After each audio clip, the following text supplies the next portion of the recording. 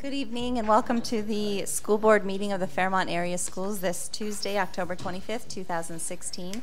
For roll call this evening, all members are present. Please join me for the Pledge of Allegiance. I pledge allegiance to the flag of the United States of America and to the republic for which it stands, one nation under God, indivisible, with liberty and justice for all. Thank you. We have the minutes from our previous meeting before you. Make a motion to approve those minutes as offered. Thank you. We have a motion. Do we have a second? Second. Thank you. We have a motion by Dan, a second by Rufus. Any discussion? All in favor? Aye. Thank you. Motion carries. Moving on to agenda. We have an agenda that is in its original white color, which means previously there have been no changes. Is there any additions or changes that you would like to note? Okay, I move for a motion to approve. If there's no addition or changes, I'd make a motion to amend to approve the agenda as presented. Thank you. Is there a second? Second. Thank you. We have a motion and a second to approve the October 25th, 2016 school board meeting agenda as presented. All in favor? Aye. Aye. Opposed? Thank you. Motion carries. Moving on to celebrations and school community reports. We have the musical here. We have quite a few here. If you'd like to come up and introduce yourselves.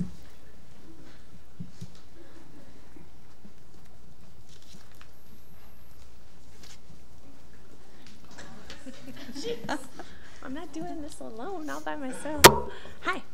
Well, tonight we have two of our cast members with us, and I think a couple more we're going to try to make it, but they're all super busy at the moment with lots of after-school stuff. So tonight we have Claudia Blees and Tyson Gertis, who are playing Ariel and Sebastian, respectively, in The Little Mermaid. We will be opening on Wednesday the 9th with the Senior Citizen Matinee. And then Thursday, Friday, and Saturday, November 10th, 11th, and 12th. We have approximately 140 cast members this year, putting on what is a very visual show. I'm pretty excited about our sets and our costumes, and actually even more excited than that I am about the kids who are in it, because we are having a lot of fun. So do you guys want to say a few things about being in it, being part of it? Do you have questions, wonderings, thoughts? What are the Don't throw me days? under the bus. I don't want to talk. You did say I had to talk. What are all the days of the musical for those who are at home? Yep. So Wednesday, November 9th, will be the Senior Citizen Matinee at 12:30 at the high school. Thursday morning, we're trying to see if we can get the elementary schools to come over. We would like to have St. Paul's, St. John Vianney, and Fairmont Elementary. We sent an email today inviting them to come on Thursday morning to do a morning show. Then we'll open to the public Thursday evening at 7 this year. Yep, 7 p.m. will be our Thursday night show, Friday night at 7, and Saturday night at 7. So we'll have 3 evenings and 1 matinee. Which one of those two is the Little Mermaid? It was a really close audition, but Claudia edged that one out. But he makes a great Sebastian. His Jamaican accent is coming along. You're going to enjoy it. So can you introduce yourselves with your character? Yeah. So my name is Tyson Gertis, and I will be playing Sebastian in The Little Mermaid. I'm Claudia Blees, and I will be Ariel. Had either of you seen the Disney cartoon of this before? Yes, definitely. When I was younger, I watched Okay. The Little Mermaid a lot, so it's been kind of, I don't know, like a dream, I guess. Not really, but just the fact that I'm Ariel is really cool. It's just exciting, and I'm glad I get to show Fairmont. So. Thank you. There's lots of fun music in this musical. Yeah. I remember when it came out long ago, and everyone was singing along to it. So we're excited, very excited. When did you start practices? We did auditions the first week of school, and we started practices the following week. So, yeah. So they've been working Gosh, sometimes they're there once every 2 weeks. Sometimes they're there 4 times a week. It depends on who they are, what kind of a role they play. The pit orchestra has been rehearsing for 3 weeks now. And we're down to 2 weeks. We open in 2 weeks from tomorrow. So, yeah. The music, Alan Menken is one of the famous Disney composers. That's why it's so good between him and, who am I thinking of?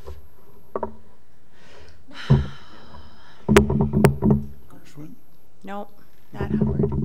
Anyway, it's really good. It is. Yeah, it's really good. So. Well, you guys always have done a great job. Last year was fantastic with Mary Poppins, and we're very much looking forward to this year's production. And thank you to you coaches and advisors for putting all this time and effort into helping the students and for the students to participate in this. Well, and we're super fortunate too. This is not just 3 directors that are doing this. Behind us, we have Kristen Teege, who is one of our special ed teachers. She's been helping with choreography, but not just Kristen. She takes what the students who have dance background are putting together and she puts it together with them. It's been just a huge collaboration when it comes to choreography. Mary Schmidt, retired Phi Ed teacher, has built our set. I kind of just keep bringing in something new every day. And in fact, we had a horse trough that I put on one of our carts and just put it in the scene shop last night, knowing that she would come down to my office going, "What?" And that's exactly what she did. So yeah, and she makes it into something special for us, and you'll have to see what that is.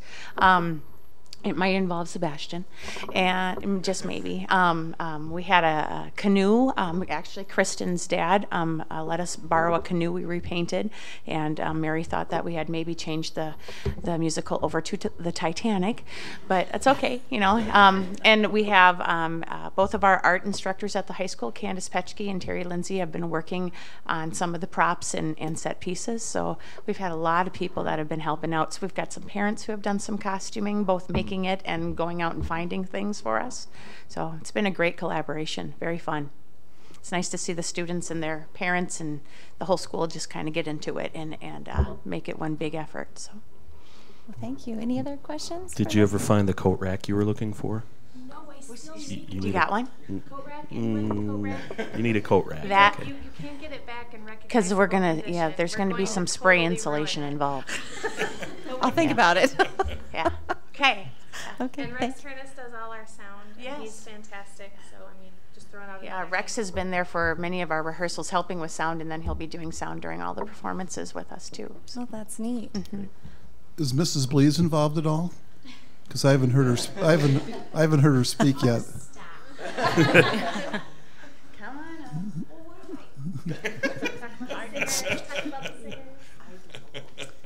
Yeah, okay. Well, okay.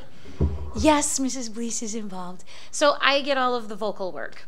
And there's a couple of really, really huge ensemble pieces, Kiss the Girl and Under the Sea, that are something to put together with choreography. And the score came with about between 8 and 10 parts at a time. So we've been working hard we reduced it a little bit and then went, a little more. And last week we went, okay, we're going to go way down. So, but it will still be fabulous. It's a lot of, it's big. It's just big. The whole thing is big. So, but they're doing great. It's going to be fantastic.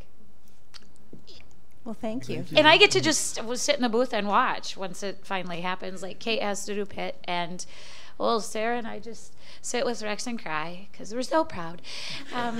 If it goes like last year, okay. Thank you. We look forward to hearing it and being able to experience it ourselves. Thank you. Thanks. Thank you. Thank you. Moving on to item number 6, superintendent reports and calendar. Thank you, Nicole. First of all, the enrollment report, I think I've distributed a copy of that for every board member. Right now we have 1,689 students that we're serving, 895 at the elementary, and 794 at the high school.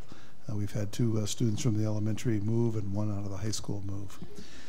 I also received from the Minnesota Department of Education the status report. If you can recall, a few weeks ago we applied for a $50,000 grant for Wi-Fi to be put on our school buses, and I did get informed that there are 33 applications.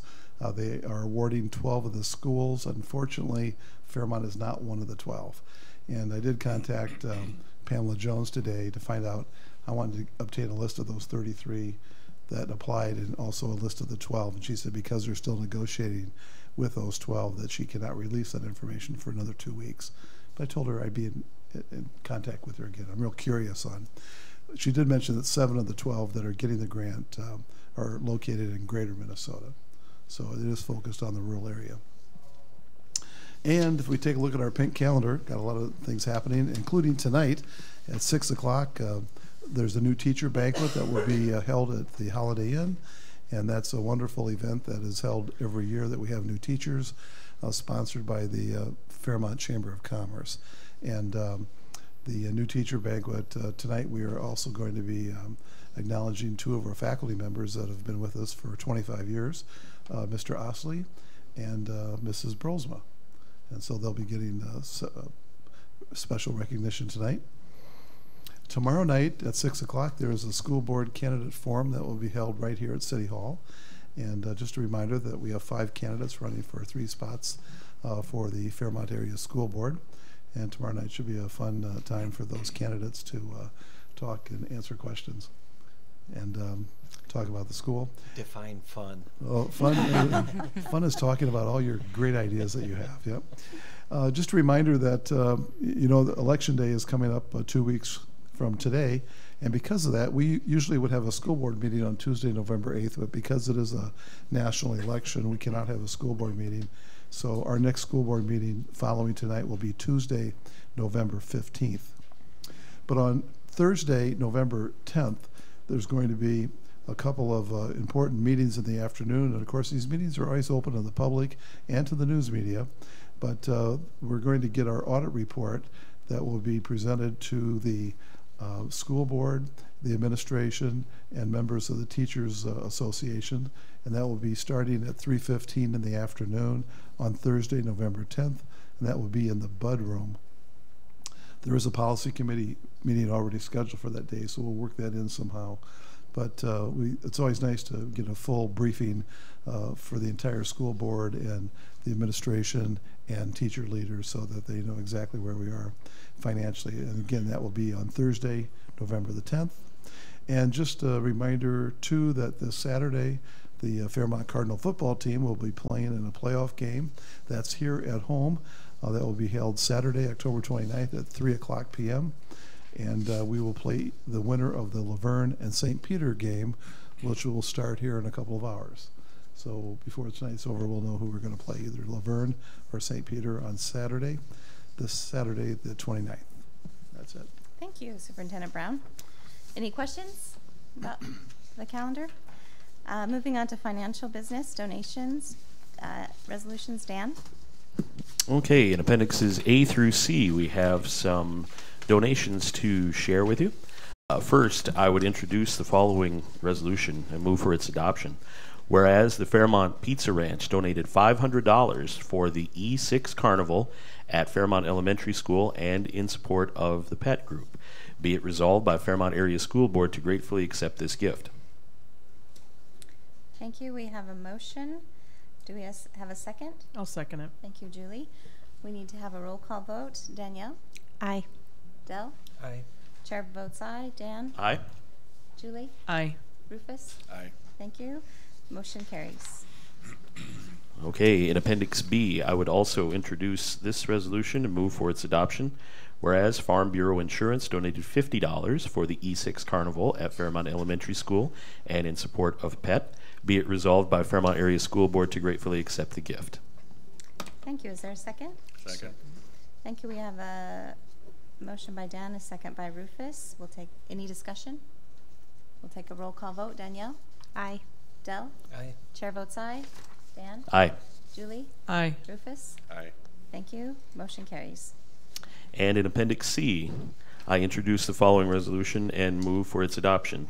Whereas a $60 donation was received from the Wilbert Ladies' Aid of St. Paul's Lutheran Church in Ceylon to be used to purchase supplies and winter clothing for children in need at Fairmont Elementary School. Be it resolved by the Fairmont Area School Board to gratefully accept the gift. Thank you. Do we have a second? I'll second it. Thank you, Julie. We have a motion and a second. Any discussion? Roll call vote. Danielle? Aye. Dell? Aye. Chair votes aye. Dan? Aye. Julie? Aye. Rufus? Aye. Thank you. Motion carries. And thank you very much to the very generous donations. As always, our district is very blessed to have such great community support. Moving on to financial reports and bills. Sue? Tonight on the agenda, we have the approval of the wire transfers from October 7th through October 20th and the payment of the October 25th bills. So if you look at the wires and transfer sheet for the October 7th through the 20th, there's just 4 listed. The first one is for RevTrack fees from the prior month's transactions. On the second one down, I wired in some funds from the liquid asset fund to the local bank. The third one, we have some sales tax that we pay periodically, and this is for the third quarter, so it's just $33. And then the last one is our long-term disability insurance premium for October. Have any questions?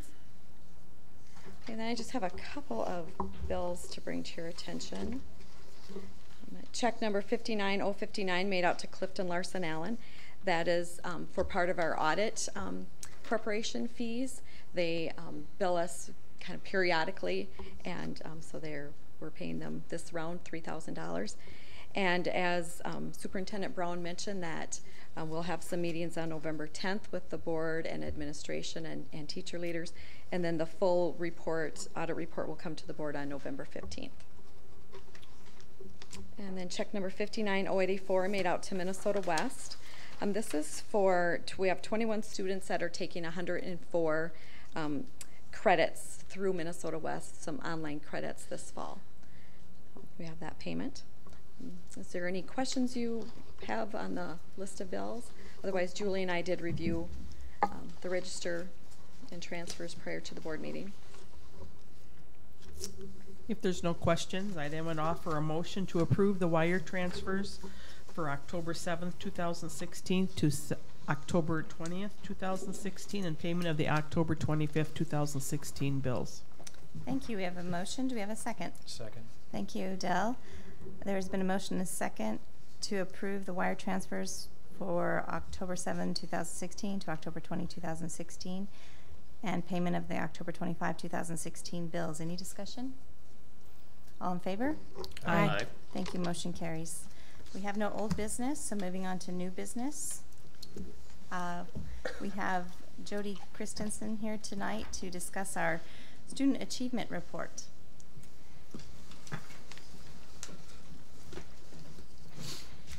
Well, this is an exciting night for Fairmont with the musical and with the student achievement report, because we have some wonderful things to report tonight. This is actually reporting last year's growth. And if you take a look at the reasons why we use assessments and what we're actually looking at, these assessments help us to understand our students' proficiency as well as their growth, and, thank you, Mr. Brown, and our curriculum effectiveness. So we're looking at this in terms of more big picture things rather than individual students, because that's really the design of these assessments. Each year, the state determines AYP status, and I'm happy to report that this year we made our index score for reading in both the elementary and the high school through Safe Harbor, which is kind of a statistical calculation. And in our math area, one of our concerns was the Hispanic and English as a second language subgroup, and in the elementary this past year we made that index score as well. So we're making some headway in terms of math and reading.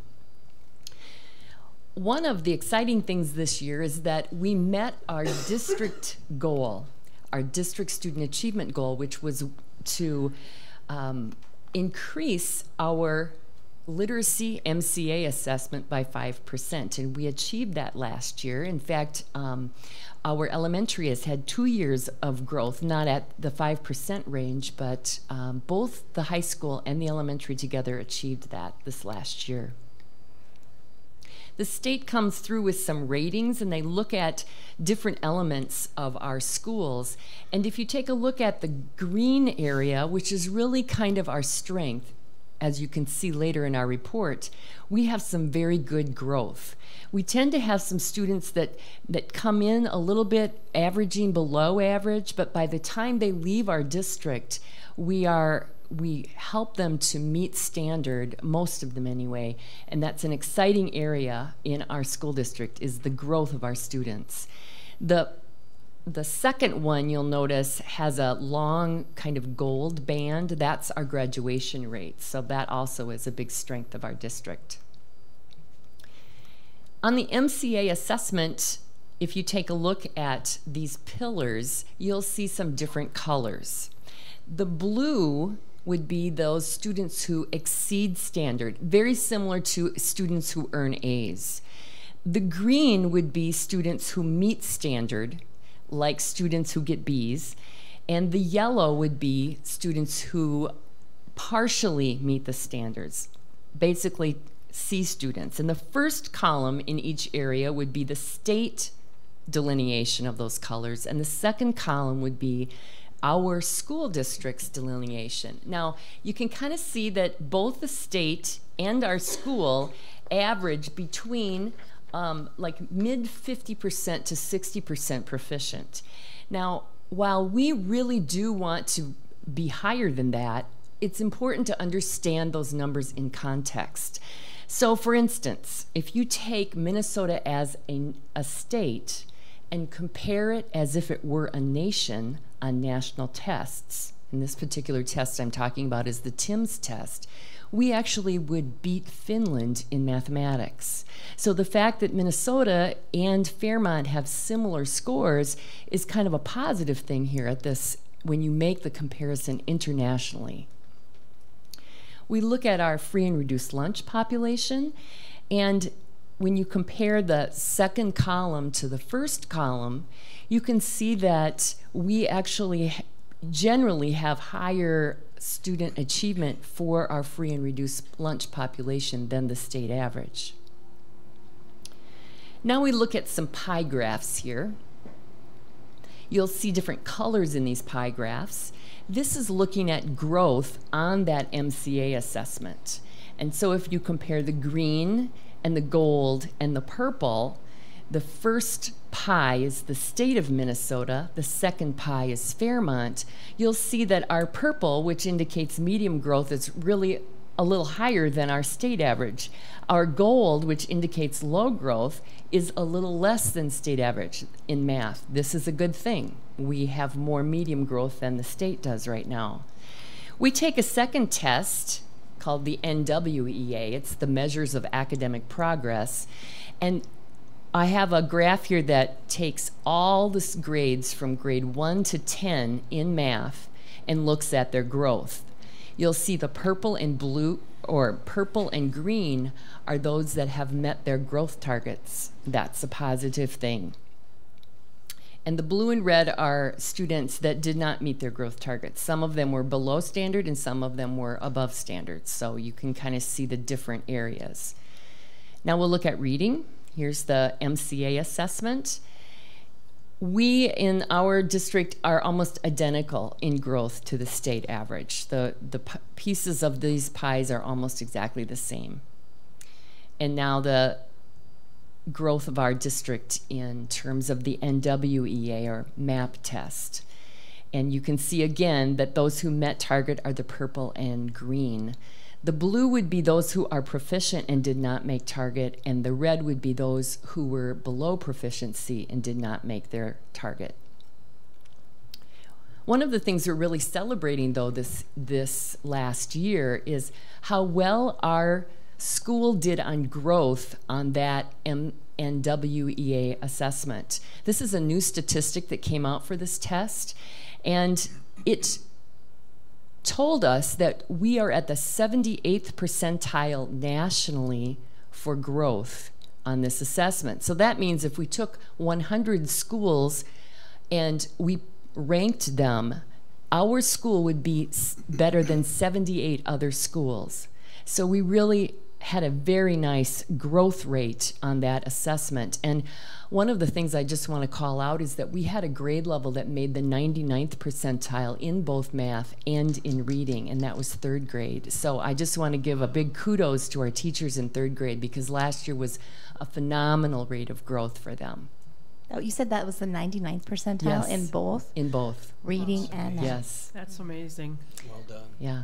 They really did a nice job, and they deserve to be applauded, because that was a tremendous feat. Can you give any reason as to why, any changes that were made, or? Well, we had two, possibly. I know we're in our, the reading program. But Well, yes, the reading, we adopted a new reading series that's actually the best series in alignment to the Common Core state standards. And so that probably, along with some very good instruction, helped the reading scores. But one of the things that these teachers did for their math scores that was actually copied in a couple of other grade levels that also made good gains, but not quite at the 99th percentile, they realigned their assessments to be at the level of difficulty as the same level of difficulty as our MCA assessment. And it really helped our students perform well on that test. So does this alignment and this work that those teachers do, does that take place in their PLCs? Yes, it does. Okay. That's and outside their PLCs. You can't get all that work done Right. just in the PLC time, Right. but that is where it begins. Okay. Yes. So they did some very nice work. As part of our plan, we really are going to now move into our next year. What are we going to do to keep this momentum? But before I do the educational improvement plan, do you have any questions about any of these slides or statistics? No? Okay. You have in front of you a document that is the educational improvement plan, and I'd like you to move to page 3, because this document has many of the pages that are repeated year after year. It gives our thresholds for what we want to accomplish on each of the assessments. It gives our goals and objectives. The page that I'd like to call out looks like this, in case you're searching for it. On it is our district student achievement goal for the year, and here's the goal. The Fairmont district will increase their literacy and numeracy skills of the Fairmont free and reduced lunch population so that each grade level raises the percentage of learners meeting standard by 5%. We happen to be a district that has a relatively high free and reduced lunch population. They are all over the board, in terms of there are free and reduced lunch students that score above standard, at standard, but we have quite a few of them that are below standard. And so the thought is, if we can move that subgroup, we will actually move all of our students. And so below on that piece of paper, there are 2 strategies that our district is going to use. And the first one is really what that 3rd grade classroom did to raise to do so well in their growth, and that is to align our curriculum with a focus on common assessments. And our alignment is really to the standards and to the level of difficulty of our standards. What we've found as we do a curriculum audit many times is that we might be aligned in terms of content, but we aren't aligned to the level of thinking that's needed in those standards. And so that's really what our strategy is to align that thinking this year. Our second initiative is to focus on high-impact strategies to accelerate all learners. Those high-impact strategies come out of a study where 8,000 different studies were conglomerated into one, and each strategy was given a rating. We found that strategies that had a 0.4 effect size or higher actually produced more than a year's gain. And so our school is trying to implement those strategies that can double or triple the growth of our students as we implement our curriculum this year. So those are our 2 main strategies. Do you have any questions about our educational improvement plan? What is the plan to try to to diffuse or of all the strategies that can be chosen, did you narrow it down, to a manageable number? Yes, we have a document in our plan that contains 7 strategies.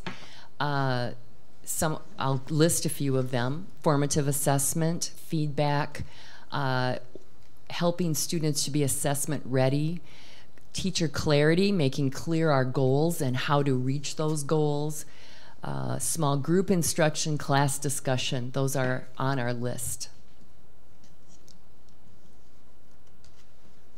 Any other questions? And we met the 5% net gain on reading and math this last year. We met it on reading last year. Okay. We did not have our goal for math last year, but only in reading. This year we have it in both reading and math. Okay, but it's obviously attainable? Well, we're hoping it is.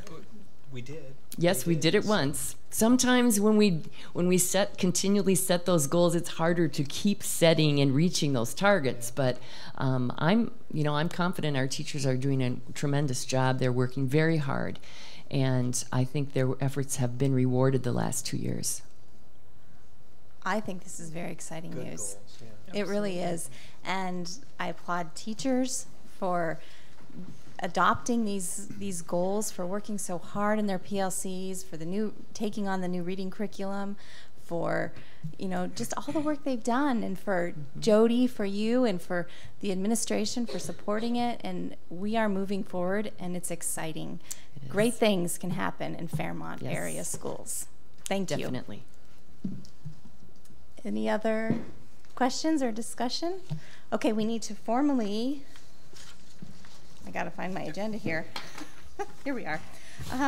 We need to formally adopt the student achievement report, and we need to adopt the education improvement plan. I'd entertain a motion. Well, we'll do them together? Separately, yep. Right? Mm-hmm. I'll make a motion to approve the 2015-16 student achievement report. As presented. Thank you, Julie. Is there a second? Second. Thank you, Danielle. We have a motion and a second to approve the 2015-16 Student Achievement Report as presented tonight in Appendix D. Any discussion? All in favor? Aye. Thank you. Any opposed? Motion carries. Moving on to Education Improvement Plan. If someone would like to offer a motion. I would make a motion that we approve the 2016-2017 Educational Improvement Plan. Thank you, Dell. We have a motion. Is there a second? Second. Thank you, Rufus. We have a motion and a second. Do we have any further discussion or questions regarding the Education Improvement Plan? I just would think with the wonderful news we heard tonight about last year's report, that with the changes that we've seen go through our schools and that we look that next year's reports will be just as good, if not better, than what we've had in the past. And I really like to applaud those who've really put a lot of effort in that. And I think sometimes too is just acknowledging that we made some changes, and that changes, sometimes we like to think that changes aren't good, but I think in this situation change is really good, and we're seeing those results. And the dedication of working in a PLC, the way a PLC is supposed to work, I think is really important too. Well, you're working together, teamwork. The visual that Jody left with about everybody rowing in the same direction is crucial. And when I visit the high school and the elementary this year, what I'm hearing from faculty is that this is one of the smoothest years they've ever had. They just really feel like they're working together as a team. Absolutely. And that's really great news for our children and our community. It's going to make our community stronger. It's going to make our society stronger. And we have 123 faculty that are working extremely hard. And I know we have a lot of kids working really hard too, and a lot of families working hard. And so it's a special place. Any other discussion? Rufus? Well, I'd just like to comment that, Jody mentioned the study that examined 8,000 different instructional strategies.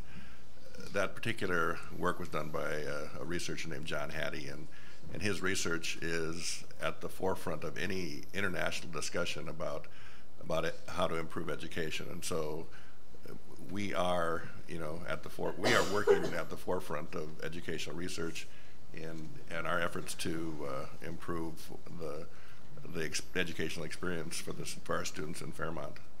Jody, with our new reading curriculum, correct me if I'm wrong, but was Fairmont the first district in the state that we know of to adopt it? Yes, it was. Okay. Yes, it was. And this upcoming year, the high school has just adopted its follow-up version. So while last year the elementary was kind of pulling their hair out trying to implement this new curriculum, now the high school has that privilege. And we have an English teacher here from the high school. She still has hair.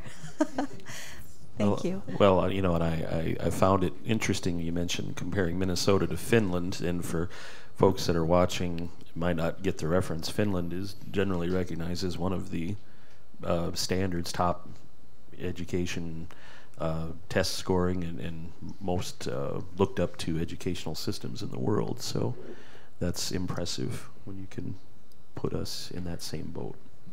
And Finland and Minnesota are very close in terms of population. Very similar, you know, country compared to our state. Very similar population. So it's pretty neat. Any other discussion or comments? Okay, we have a motion offered by Dell and a second by Rufus to approve the 2016-17 Educational Improvement Plan as presented in Appendix E. All in favor? Aye. Opposed? Thank you. Motion carries. Moving on to new business continued. Dell, policies. The following appendixes F through O include our annual review and subjects A through J there. These are all policies that we've reviewed. They're fine. We have not made any changes to. So I would like to make a motion that the following policies be accepted as their annual review. Thank you. I have a motion. Do we have a second? I'll second it. We have a motion and a second. Is there any discussion or questions? Okay, seeing as there is none, we'll take a vote. All in favor? Aye. Any opposed? Thank you. Motion carries. Personnel, Rufus? Michelle Rosen is recommending that Sherry Arts be hired to fulfill the long-term substitute first grade position for Missy Ox when she is on medical leave. Sherry has good experience serving as a substitute teacher for our district. I'd make the motion to approve the employment of Sherry Arts as long-term substitute first grade teacher at a salary of BA Step 1 effective on or about November 4, 2016 and extending for approximately 10 weeks or until the regular teacher returns. Thank you. We have a motion. Do we have a second? Second. Thank you, Danielle. Any discussion or questions? We'll take a vote. All in favor? Aye. Opposed? Thank you. Motion carries. Kim Niss has recommended hiring Lori Smart as a long-term substitute orchestra teacher to replace Judy Birkeland while she is out on medical leave. Lori is a member of the Mankato Symphony. She is not a licensed teacher, so we will be submitting an application for her to serve as a non-licensed community expert. I therefore offer a motion to approve the employment of Lori Smart as long-term substitute orchestra teacher at a salary of BA Step 1 beginning October 25, 2016 and extending for approximately 3 months or until the regular teacher returns. Thank you. Do we have a second? Second. We have a motion and a second. Any discussion? All in favor? Aye. Aye. Opposed? Thank you. Motion carries. Medical leave request, Dell? We also have a medical leave request for Craig Johnston beginning November 8th, 2016 and extending until December 20th, 2016 per a medical recommendation, and I would move that we approve that request. Thank you. Do we have a second? Second. We have a motion by Dell, a second by Danielle. Any discussion? All in favor? Aye. Aye. Opposed? Thank you. Motion carries. Moving on to board committee reports. Policy committee meeting, Dell? And this is ongoing, and again, it is open to the public. This next month, we are not doing it on Wednesday. We will be doing it November 10th. It's Thursday at 4:30. Again, we do invite the public to come to that. We're going through all of the policies. Some need change and require more meeting time, and the ones that don't, we just bring it right away. So it's going well. it's never ending. It's a perpetual thing. So if you have any questions, concerns, or want to be just part of it, please, we invite you to come 4:30 at the elementary school and take part in that if you so choose. Thank you. The second report is from the board and high school staff meeting. At least once a year we try, sometimes twice a year, we try to meet with the staff from first the junior senior high school, then the K2 or E2 elementary, then the 3-6 elementary. And we on October 18th met with the high school staff. That was Superintendent Brown, Dell, and myself. And we had 4 questions submitted. The first was the extracurricular practice policy that's being considered and that we've begun to work on. The second was this question about school board member who is also a parent. When does a parent issue for a school board member become too personal or cross over into inappropriateness? Or what is inappropriate for a school board member who is also a parent? The third question discussed was about textbooks. What is the vision of the district regarding textbooks for the future? And the fourth question that was discussed is staff representation on school board committees. Would school board be open to this? The simple answer to that is that to be the school board, anyone is welcome to come to a school board meeting, a committee meeting. It's all public. To be able to vote on a school board, you have to be a member of the school board, and you can't earn above, I don't recall what the salary is, but there's a salary limit. You can't be a regular employee of the district in order to serve on a school board. But anyone, any member of the public, any parent, any teacher, or anyone is welcome to come to our staff welfare meetings, our curriculum policy meetings, our operation committee meetings, any of those committee meetings, and also to the board meeting. The committee meetings are a little less formal, so if staff or parents want to come and they can participate in the discussion, they can raise questions, they can be there for the whole time or as little time as they want, but we just really encourage involvement. It's a public school. Our records are public. If you want to see Joe Brown's contract, you can go down and ask for it, and they'll give it to you. Everything is public, and we want the public to be involved because it's their school too. Well, and one additional point is, as we have discussed at staff welfare, we would entertain a proposal coming from the staff, the teachers, to partner with the board. We'd like to develop a teacher advisory group to the board so that we have direct input from the teachers. And I know I've discussed that personally with a few teachers. There is some interest there. It hasn't been brought forward actively, but the question that was posed at that meeting does suggest that there is an interest in the staff having some input, and so I would encourage the teachers to to consider the opportunity to create a advisory group to the board.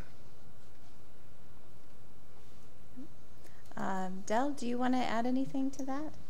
It was a very well-attended meeting and great conversation. So I think any time you get a chance to communicate is a good opportunity, and it was very good. Mm-hmm. Superintendent Brown. Excuse me. I'd also add students. Students should feel welcome, especially if students want to someday consider serving in government someday. They should, it'd be nice to have sophomore, junior, and senior students at the high school level to come into a committee meeting to see how policy is made. Mark Twain has a great quote, goes back over 100 years, of course, but he said there's 2 things you should never watch being made: sausage and law.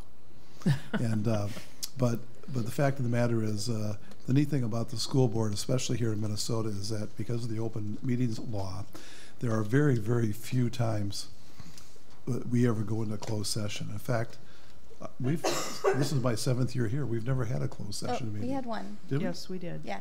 What was that for? Oh, the property. There was a lawsuit issue? No. Was that Contract negotiations. Contract negotiations, but the property sale. Oh, that's right. Well, anytime you have a legal issue that it was sale of property or something like that, you can go into closed session to discuss, prices and things like that. But once in 7 years. But otherwise, Doesn't happen frequently. no. And our meetings I think they're a lot of fun. And one thing that makes the school board works differently than our city council, in that the city council, everything is done. I think when they have city council meetings, they don't have committee meetings like we have, as intense as we do. And because we have a 6-member board, we can have a committee meeting of 3 board members, which is half of our board, and we can really get into some really good detail about what needs to be done for the betterment of our community and our kids. So it's pretty exciting. But all those issues there, the comment about board members and being parents, I served on a school board myself when I lived in the Illinois area, and I never felt as a school board member that I gave up my rights as a parent just because I served on the board. You're a parent first, and if you are fortunate enough to have children that are currently in our public school, you're going to advocate for all kids, of course, and that I don't view that as a conflict. I view that as I wish all parents were actively involved in our school, and I wish all parents were advocates for their kids. And I know they are in different ways, but they could do more of it, and it would be greatly appreciated. Think about how fast our boat could be going down the lake if everybody was rowing in the same direction. So, Nicole, the question about textbook policy, was that, did they expand upon what the question really meant? I'll touch that. I think the folks that question, Rufus, was does the school board want us to go back to buying textbooks for everybody, or because we keep asking the question. And basically I pointed out that regardless of how we deliver curriculum to kids, that every student should have access to the current curriculum that is being talked about in class. Now, whether that teacher wants to do it on Google, or whether that teacher wants to do it in handouts, or to have a textbook, or to have it internet-based, it has to be equal. And the point that we made at the faculty meeting is that not all of our kids have access to internet. The latest study that was done here by the Blandon Foundation, 40% of the households in Martin County do not have internet. And so that means a lot of our students probably don't have access to internet at home. And so we need to be sensitive to all students when they come to our school, that they're all treated and have equal access to the information that we're delivering. So we reiterated once again, right now we're focused on science and math. And we want the high school teachers to take a detailed inventory of how many math books we have and how many science books we have per class, per course. And then we'll have to make a decision as a board on what to do next. We encouraged all classroom teachers to take an inventory of the actual textbooks they have, and that we have to provide an equal access to education to all students. If you think about it, back in our day, it would be akin to a teacher sending home homework and saying, sorry, you don't get the actual homework page, or you don't get the actual textbook to do your homework with, if we expect every student to do it online or to do it with a computer. So we encouraged all teachers to remember that when they're assigning homework, to remember that when they're providing instruction, that not everyone has internet access, not everyone has a computer. They have their phones, but it's not exactly easy. I would challenge any of you to take your phone all day and use that as your only computer. It's not reasonable. It's not effective. And so just that teachers be very aware of that. And instead of asking students, do you have internet access? Because some of them might be embarrassed to say that they don't. Just to say, do you prefer a textbook? Do you prefer a paper copy of the assignment? And to accommodate our kids that way. Because everyone needs to have equal access. Yeah, another issue with internet, even some families that have internet, there's different quality of internet. Mm-hmm. And I heard from one teacher who had heard from students that their internet was slow, and there was a pause between every page turn, and that becomes very frustrating. If any of us remember, the early days of internet and how long it would take to wait for the next the next update. So we want every student to have an equal opportunity to learn and have all the resources necessary for success. And and what we need to know what that requires, and then if it's a financial issue, then the board can tackle it. But we need to make sure that every student has the tools for success. Yeah. Anything else from the meeting, Dell? That's good. That covered it. Okay. Yep. All right. If we have no further business, I'd entertain a motion to adjourn. So moved. Thank you. We have a motion. Do we have a second? Second. Thank you. All in favor? Aye. Aye. Opposed? Thank you. This meeting is adjourned at 5:49 p.m. on Tuesday, October 25th, 2016.